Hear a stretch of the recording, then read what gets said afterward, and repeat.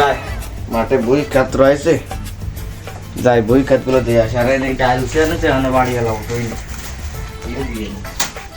মেলা বই খাচ্ছে, বই লাগাই দিয়েছে শস্য আর দিলাম না। তাই দেখি কি অবস্থা শস্য ফেলে ফেলে জন্য একটু ঘিরা ঘাড়াও করা যায় না। বেরিয়েলাম তা ভাইকে সঙ্গে তা মানে আইসক্রিম লাগে বাঙড়ি সঙ্গে লাগে দিয়ে দিতে যাই। অনেকদিন মাঠে যাইনি, তাই মাঠের তো যদি মুড়ে আসি আর কি অবস্থা দিয়ে আসে মাঠের।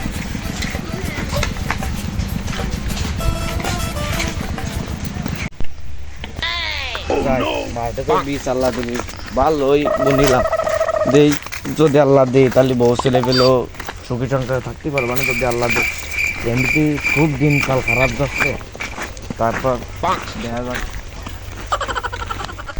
যাক আল্লাহ তো ভালোই দেশে। ছাগল গরুর জন্যে আর হয় না কি দাওয়াতি আল্লাহ যা দেশে ভালোই দেশে দিয়ে চারিপাশে ঘুরে দেই। যাক তবু তো ভালোই হয়েছে।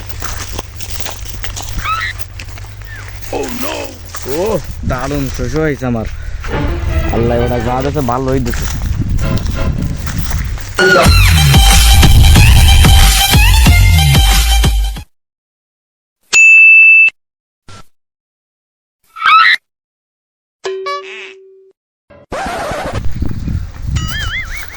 কি রে ও কারা? ও আমার শস্য বইতে দাঁড়া দেখতেছি।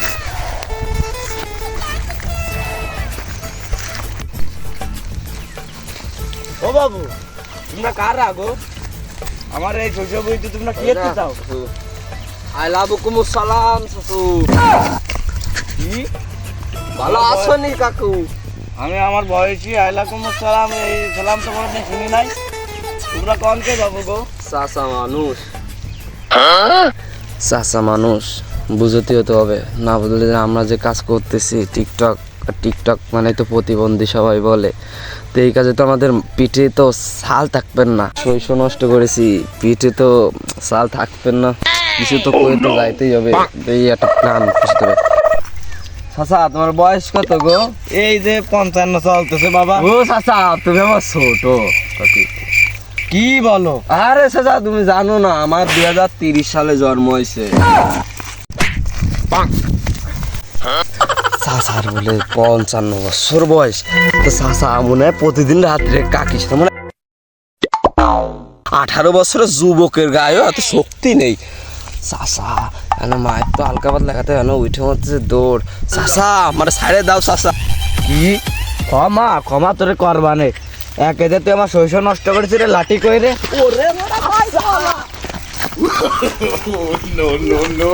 জীবনে পয়সা থাকলে আর টিকটক করবো না, আগে জান বাঁচানো পরশুরে দৌড়